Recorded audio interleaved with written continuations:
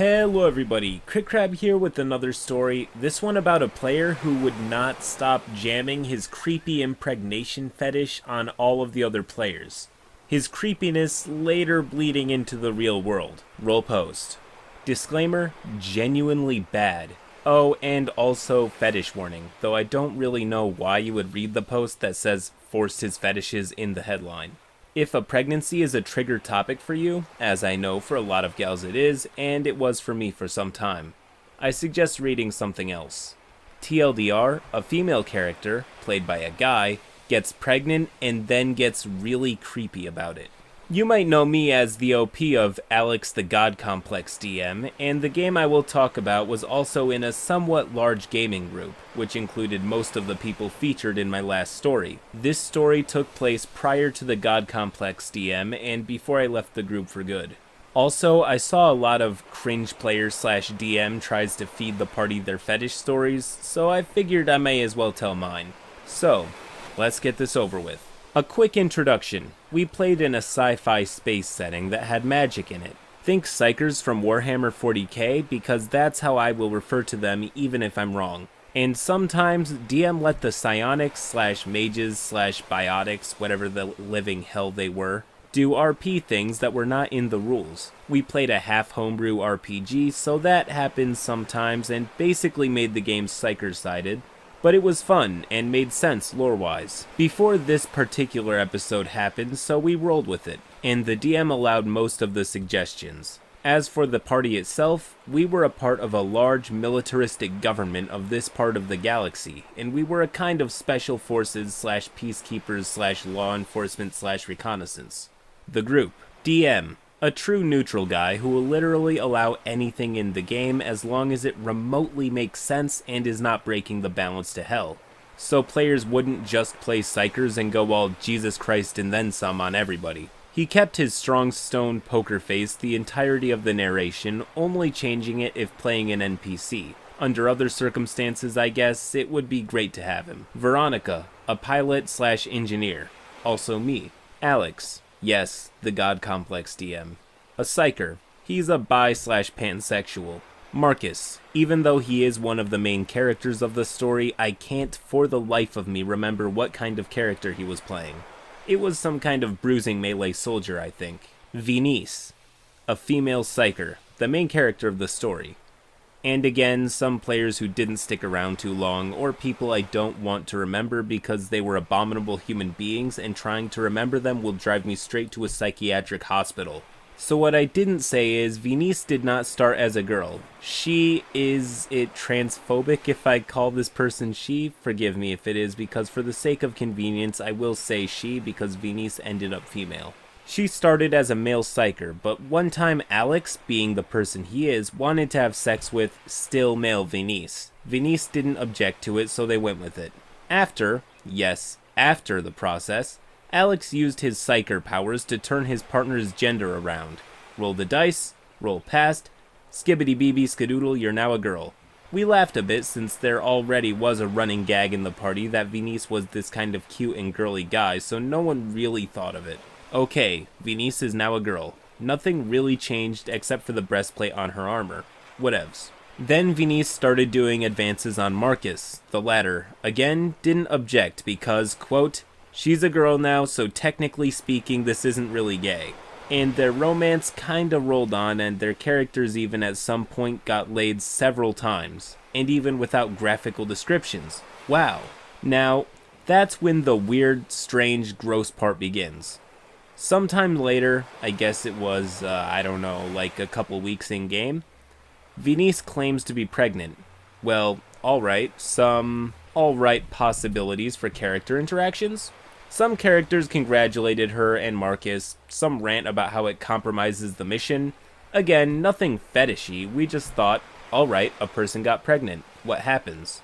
And so she insisted on visiting several doctors, which, sidetracked us because we were a bloody f***ing galactic peacekeeper special forces elite squad and not f***ing mom's healthcare hospital. And despite me arguing that we were already getting too far sidetracked with party doing random shenanigans like taking a galactic jail by storm and killing every guard and prisoner, or camping on a forest planet, and that our superiors will probably bring the very bloody heavens down upon us for being such useless shitters at a job so important. But I was a lower rank, so I kind of obeyed. After the doctors confirmed it, and this arc, if you will, ended, most everyone was like, alright, now can we get to saving the galaxy from this big bad alien dark magic threat? And I wish we did. I wish. First of all, she threatened to kill the child. Everyone was like, whoa, hey, stop, don't do this. We can all work this out eventually, and if you end up not liking it, we can just get them somewhere else away from war. She was still crying and doing weird stuff, but not as weird as what will happen next. Venice used the psyker thingy when you can basically do whatever you want, and she uses it to accelerate the child's growth and enlarge her belly. The party is awkwardly silent and can't say anything. We kinda go on after I shake the ship up with a barrel roll to dodge some space junk, I believe. But actually to shake off the silence, and we go into an in-character interaction about piloting in ships, which gets interrupted by Venice. Don't shake the ship! I don't want my baby to be harmed because of this piece of junk! Boy, she shouldn't have called it that. The thing is, my character loved her ship. And this was kind of an opportunity for me to say, through the lips of Veronica and everything, she, I, we, the party think about people randomly f***ing getting pregnant and then worsening the condition for some weird shit. At some point I literally slipped into out of character talking a little bit about fetishes, but I don't think anyone noticed. Everyone kinda shrugged that off as a random in-character conversation. But things started to get weirder. You know how certain people whose names we don't say like to roleplay their female characters describing every jiggle of their disproportionately large tits? This guy had a belly equivalent of this. He literally described as Venice's belly was wobbling and doddering and flailing around. Is this even biologically possible? Nah, I don't want to find out. Anyways, Venice and Marcus were an official pair then, so they were kinda used to calling each other some sweetisms like honey, mi amore, love of my life, and light of my eyes. Things you will probably never be called.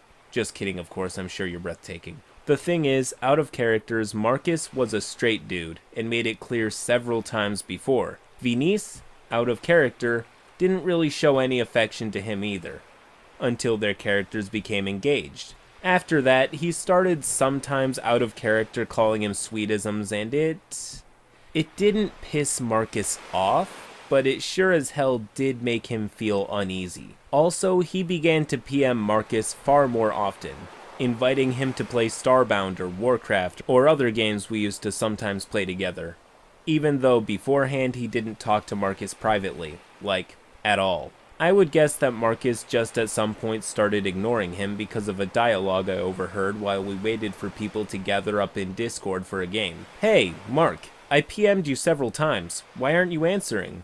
Oh, I probably was at work. Phone off. So, how about some Starbound tomorrow then? Sorry, hands full with work. Maybe later. This guy was full of shit. I have his Steam and he was playing Baldur's Gate that evening. The last thing I'll say about it is when we seldom played with the entirety of our group, Venice was always weird to Marcus, like giving him extra help when playing healer/support characters, and always trying to be as close as possible. After some time and some alien killing, we have eventually grown distant and the game just fell apart. People were causing drama for all the different reasons, political shit, questioning each other's playing and DMing methods. Most people left, save for me, Alex, and people I mentioned in the previous story but didn't in this one because they were irrelevant or left mid-campaign. I don't know if I really regret this, since we'd just probably get more pervy fetish shit and DM allowing them to get away with it. Now, I'm not here to kink shame anybody. Really.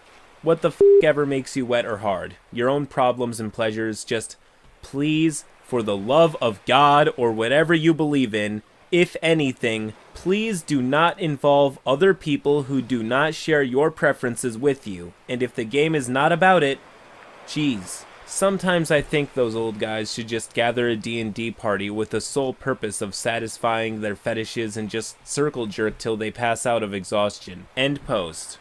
I'm genuinely not sure what the hell people like this get out of throwing their fetishes in everybody's faces.